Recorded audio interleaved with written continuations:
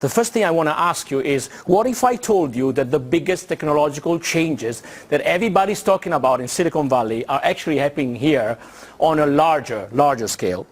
My name is Marco Gervasi and I'm the author of East Commerce. My book tells the story of how China has created a new technological model that is actually coming out of its borders, and it's inspiring developing and developed countries.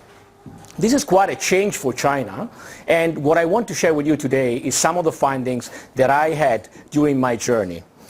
So I've been living in China for over 11 years, and my job has been to help foreign businesses establish their operations here in a very traditional way. Big investments, millions of dollars. This is a semiconductor factory in the back, and very typical expensive assets. So it was business as usual until 3 years ago, when I realized that something was changing. Technology was changing the China that I knew in a way that I really did not understand.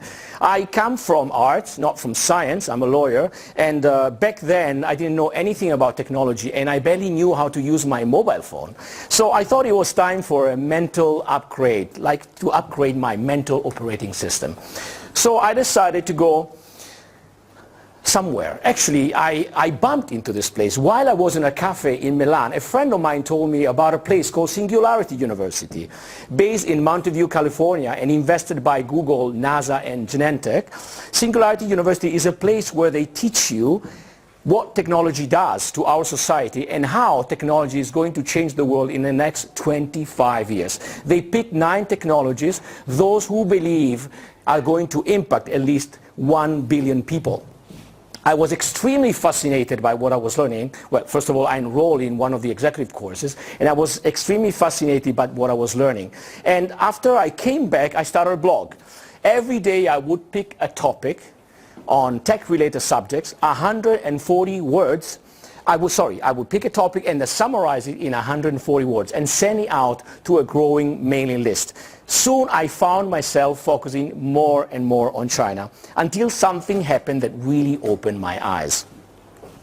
On 11 November 2013, I mean, this now sounds like history, but on 11 November 2013, in just 24 hours, Alibaba sold $5.8 billion of goods.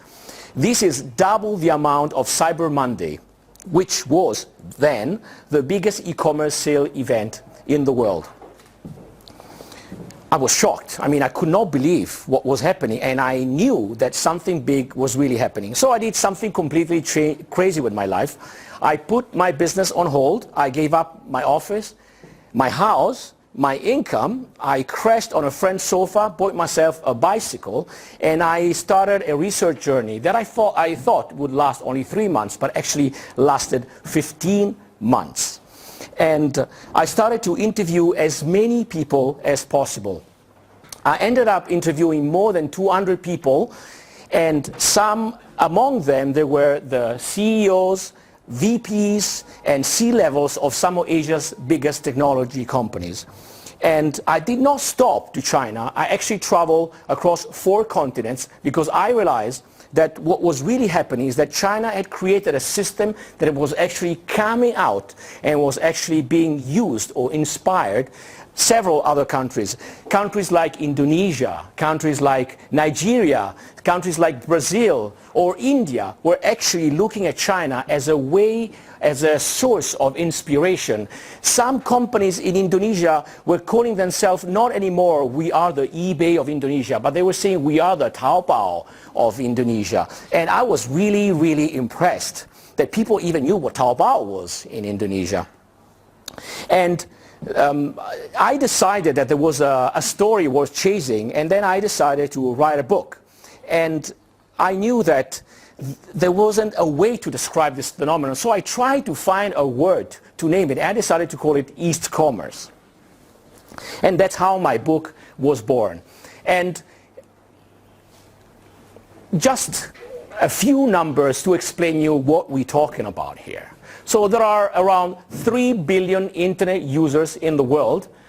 Around 25% of these users are based in China and counting. 667. In the US, only 279 only. And China has over 361 million web shoppers, and they plan that in the next 2 or 3 years we will get to 500 million. In the US, it's below 200 million. It's 192, 193. The e-commerce demand for this year is 566 billion, and so on, and so on, and so on. So you really understand how big this phenomenon is. So among the many people that I met along the way, there's one girl that really impressed me the most for what she has done with her life in such a short amount of time. Her name is Fan Fan, and she comes from Lingan, which is a city just outside Hangzhou, on the other side of the Shanghai Bay Area. And Fan Fan comes from a very modest family, and she studied fashion at university in Hangzhou and then worked as a model. She doesn't speak English. She's never been overseas. She didn't pursue an MBA, nor has fancy friends. But she has a great, great passion, and her passion is fashion design. One day back in 2003, her roommate, while they were at university, told her about something called Taobao. And Fan Fan didn't know what Taobao was, but her roommate told her that Taobao was a new way for people to buy and sell goods online, any kind of goods. So Fan Fan was actually curious about this Taobao, and she decided that she wanted to open a shop. She would not use it for several years, but at least the shop was there. She moved on and worked as a model for a few years, and then after a while she decided that she wanted to do something more with her life. She needed a new challenge.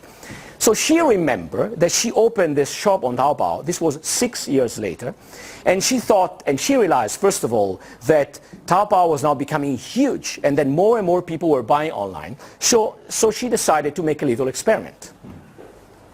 One day she went to downtown Hangzhou to the textile market, and she decided to buy some of the dresses that she thought girls would like to buy. She then asked to a photographer friend to help her assemble a photo shoot. She picked the location, she modeled 4 dresses herself, and she put everything online. And she waited. In few days, all the dresses were sold. So she decided to go back to the market again and again and again, until she realized that she needed to find a different way to sell, because she couldn't cope with the demand. There was just too much demand for what she could offer. She basically bought most of the dresses that were sold in the market. So she asked herself, what shall I do next? Fan Fan realized that young Chinese girls like designer clothes, but they are too expensive, and sometimes they are not tailored to the local taste. So she thought about, what shall I do? How could I do that? Well, I know how to draw this. After all, she went to fashion school and she was a model, so I know how to market this. And she knew that she could launch a brand, but actually launching a brand is not a walk in the park. You have to put up a lot of capital, and this is the first very important thing. And she didn't have capital.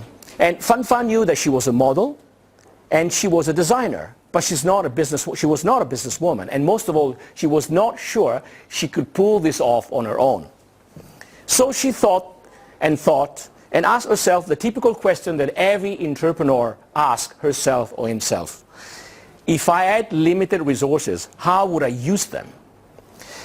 She knew that if she used the traditional way of launching a brand, like going into production, distribution, and point of sales, that would be unfeasible for her. It would simply be too expensive. So she started to think about alternative ways.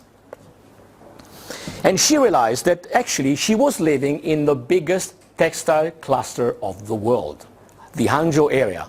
She didn't need to go into production. People were already producing. She just needed to find the right producer for her. So where she needed to focus was designing on one side and marketing on the other side. And this is what she did. She found an office in the outskirts of Hangzhou industrial area. She converted it into a showroom where she would design and she would create the prototypes and then assemble the photo shootings. Everything else was done by the by the producers. And so she launched her brand, Green Lip. For 3 months, 90 days, She worked from 6 a.m. to 3 a.m. of the following day, 21 hours. She was working, sleeping, and eating in the same room. Her bed was actually next to her table. She would send a girl out twice a day to buy her food. That's all. She soon started to lose weight. She became sleep deprived, and she nearly had a nervous breakdown. Had she known that launching an online business in China would be so tough, she would have never ever done it. Yet victory was near. Her site started to have traction. So after a while, she opened another Taobao shop, and then a Tmall store. She actually moved a little bit up, higher the value chain, and then another Tmall store, 2 Taobao shops, 2 Tmall store, a total of 4 stores. Soon she started to make millions, and at the end of 2013, her brand Green Lip made 13 million US dollars. That's Fan Fan House in the outskirts of Hangzhou. She was becoming very rich. So if we stopped here, my talk would end something like this.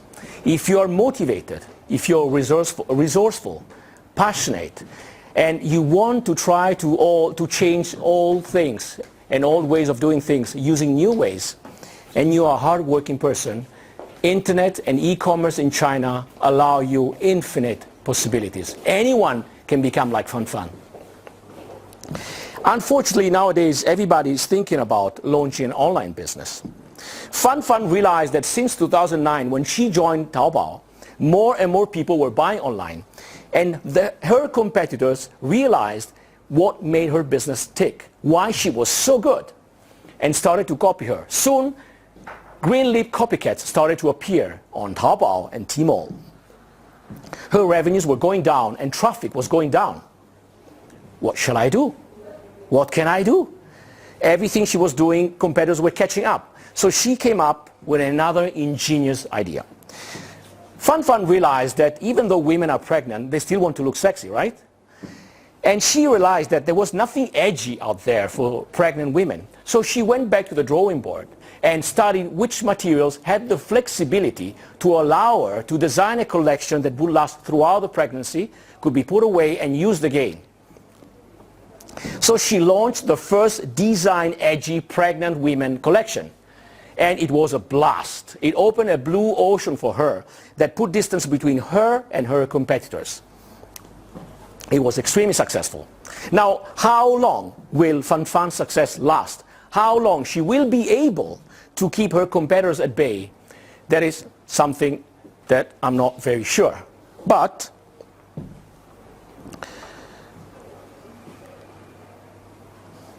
something that I was very sure was that after hearing Fan Fan's story, I was extremely confused.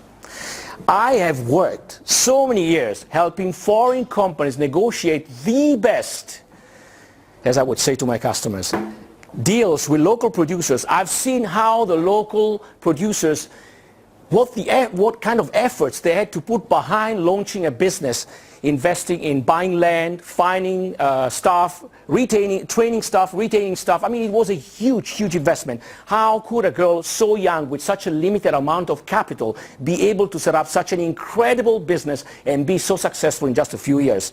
I mean, I felt like everything that I learned in the last 11 years went just down the drain. Instead of making me feel better, my research made me feel even more confused. I felt I was becoming a dinosaur.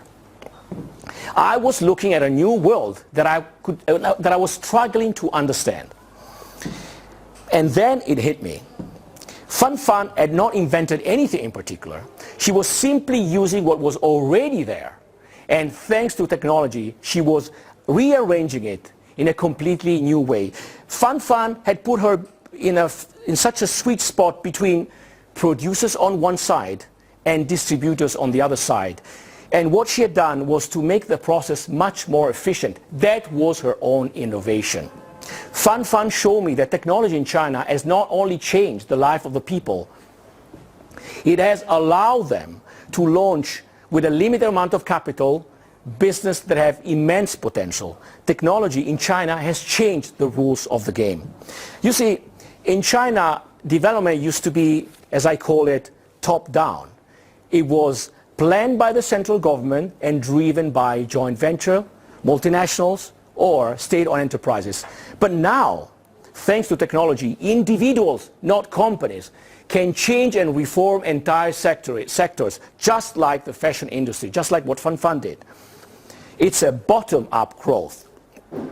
So the good news is that the paradigm has moved from power to the people to power to the individuals. The bad news is that the very same technology that is allowing individuals to change the economy is creating a fierce and merciless competition. Today, launching an online business in China is one of the toughest and most brutal fatigue I've ever seen. So, in trying to make sense of everything that I learned along this book, I kind of trying to read between the lines of the interviews, the people that I met and everything that I learned, and I understood that there's one thing that is constant, and is that technology seems to have in China a very precise role. When you look at companies like Alibaba and you ask yourself, how can they become so big? How can they eclipse their competitors? How can they make so much money and yet receive help from the government? Well, the answer is that technology for them is not another way to make money. It's a new model for growth. They are using technology to reform sectors. They are using technology to create a new type of infrastructures. So when you think about, so I was trying to understand all these CEOs that I met, I call it this 1%.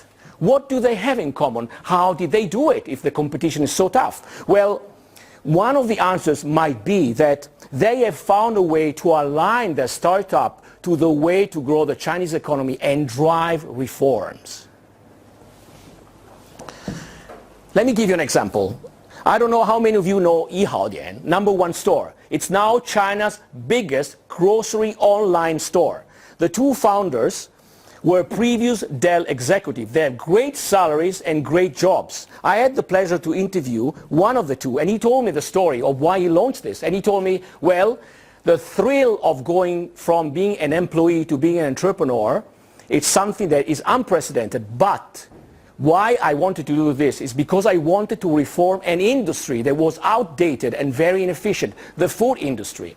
Their dream was to allow any Chinese from anywhere in China to buy food from all over the world in their apartment, from their apartment.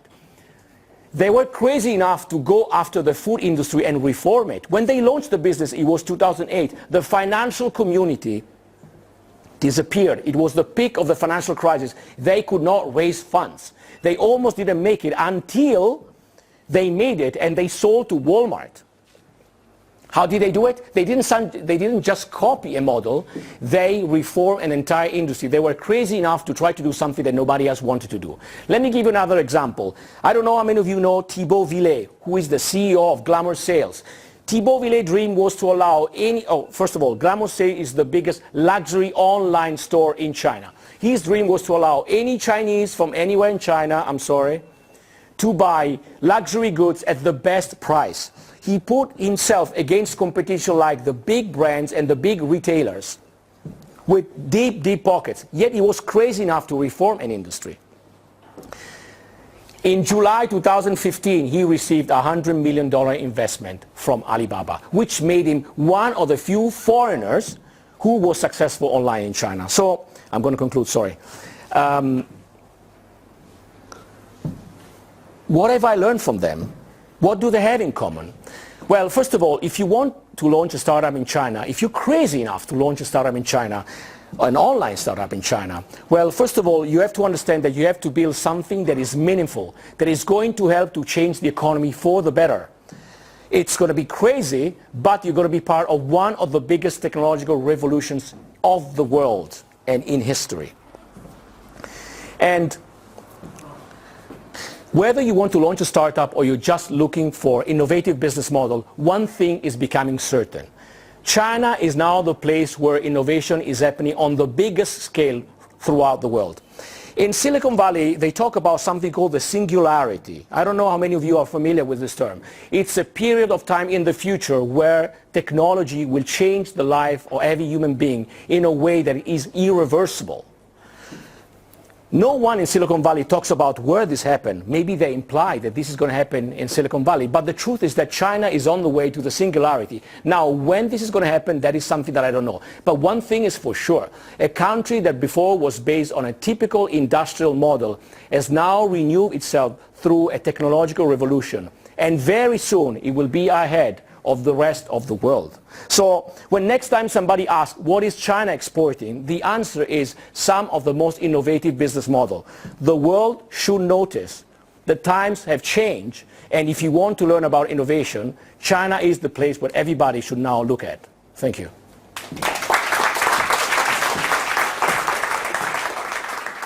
Hi, I'm an entrepreneur myself, and I'd love to hear your thoughts about one of the most interesting and challenging parts of being a startup entrepreneur, which is traction.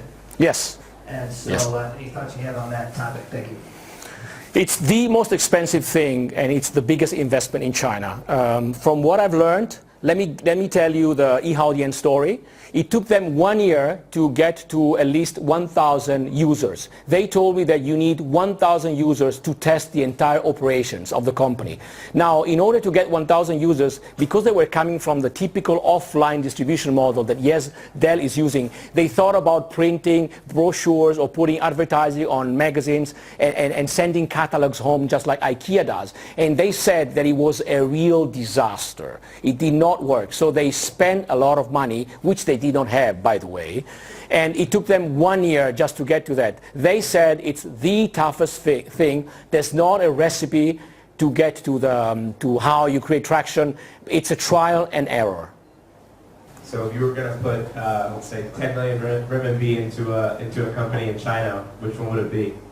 Or if you have, if not a specific company, at least an industry or a specific solution?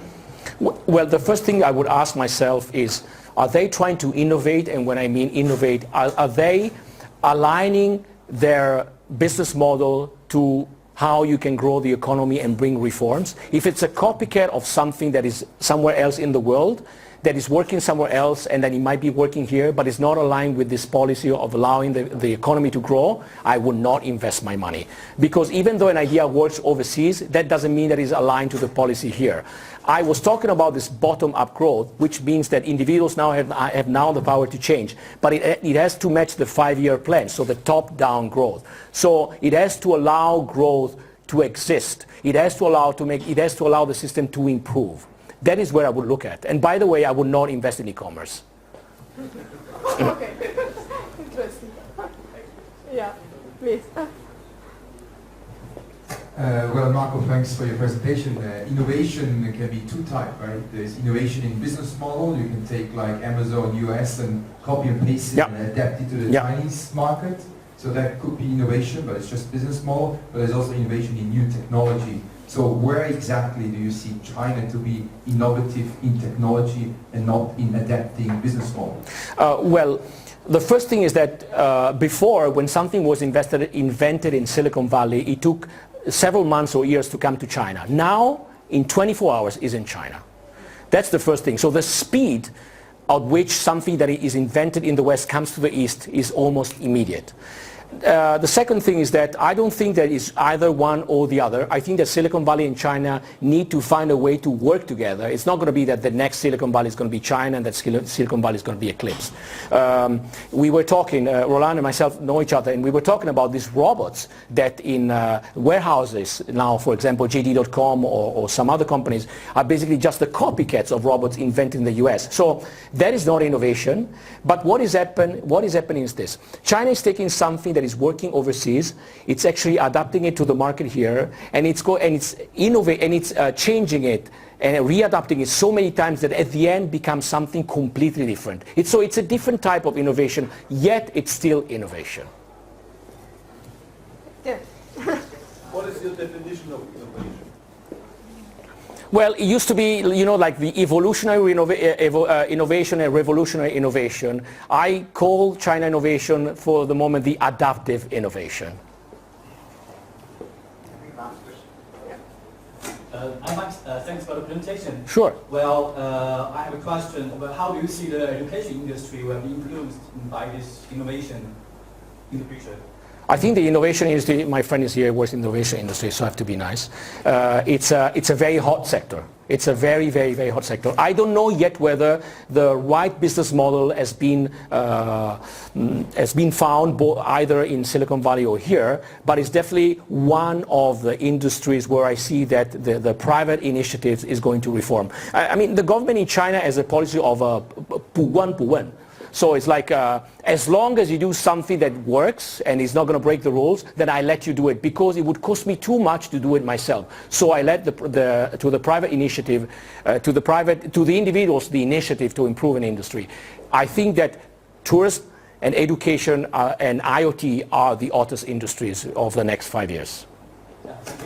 Thank you. Thank you very much. Thank you.